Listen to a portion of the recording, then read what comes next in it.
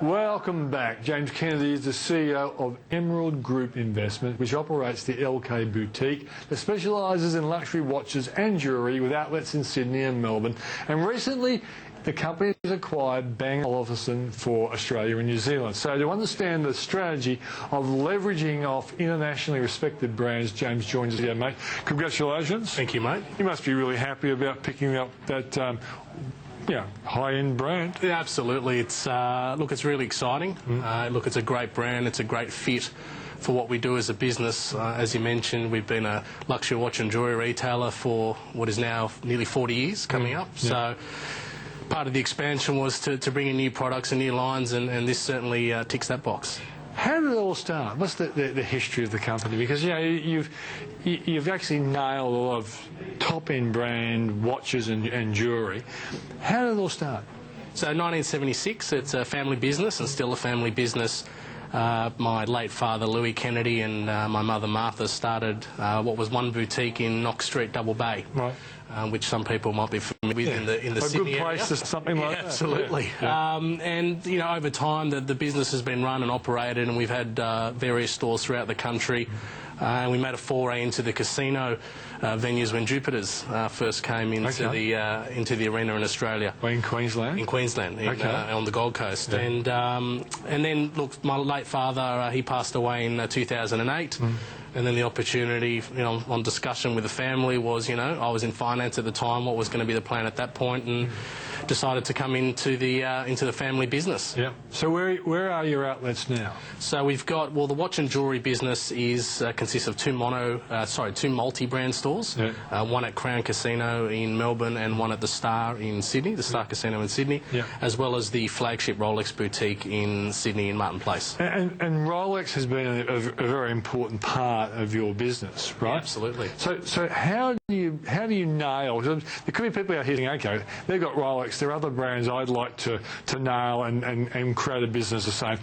Clearly not to rival you, James, but people are always interested. Yeah. How hard is it to actually nail sort of an exclusive connection with a company like that? Look, it's not easy. I think that the key thing with luxury brands is how exclusive they are.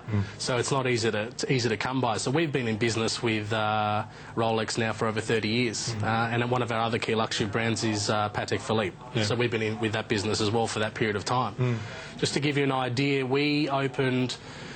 in about 2010, we had only one Rolex point of sale in Sydney, which was at the time at the Sheraton on the Park. So then we opened, at the time, the Star Boutique around 2010. That was the first Rolex point of sale that opened in about 20 years. When we got the additional one. Yeah. So, you know, look, it's not easy, you know, to get these brands because they are exclusive and they're not, you know, it's not like there's 20 places across the country. And you have to manage a very old and, I guess, sometimes, I don't use the word stuffy, but... traditional. A traditional, business from Europe. Now, what about Bang & Olufsen? How long was this in your sights? Look, the opportunity came to us towards the end of last year. Yeah. So it was owned by the parent company in Denmark. Okay. Part of their strategy was that they wanted to get away from COCO stores, so company-owned and operated stores. They wanted to focus more on their production and design of their products. So they approached us, you know, if we were interested in purchasing the business, and the negotiations went on for probably 6 to 8 months at the time, and, you know, always healthy. And then, look, it sort of ticked the right boxes for us, you know, and ultimately that's what we look for in any transaction. How many outlets do they have around the country? So there's 9 in Australia and 1 in New Zealand. Okay.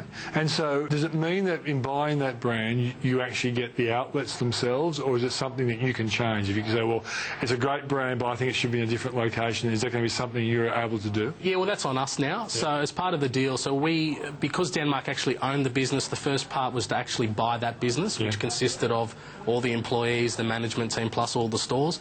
And along with that, we then executed a 10-year master dealer agreement, which gives us control of the brand in the country. And really they're relying on us to determine whether we open new stores, close them, rejig marketing, etc. What's your outlook for this industry? You know, we know everyone's getting into high tech, and also the problem with the high tech stuff is the quality is not very good. But Bang & Olufsen is famous for quality. Is that the challenge, to get people to understand that, okay, all this stuff's around, but do you want to really hear it the best possible way? Look, I think think the challenge is just communicating what the brand actually does. So I think that, Bang & Olufsen has a lot of history, which a lot of luxury brands do. So, for us it's around communicating that, getting more efficient in our marketing. We're up against a lot more competition. Bang & Olufsen was the leader, and arguably should be again.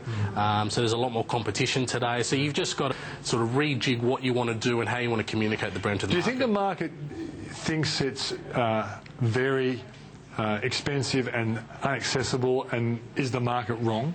Oh, look, that's how long's a piece of string to say something's unattainable. Well, you're the one who's going to have to work it out, Jay, because the market is ultimately what you're going to have to chase, and it's got a great name, but I guess some people don't know, is it accessible or not? Oh, look, it absolutely is. I think they've got the B&O Play range, which is more that entry-level range where you can get sort of subwoofers and headphones and various sort of more smaller stereos. Yeah.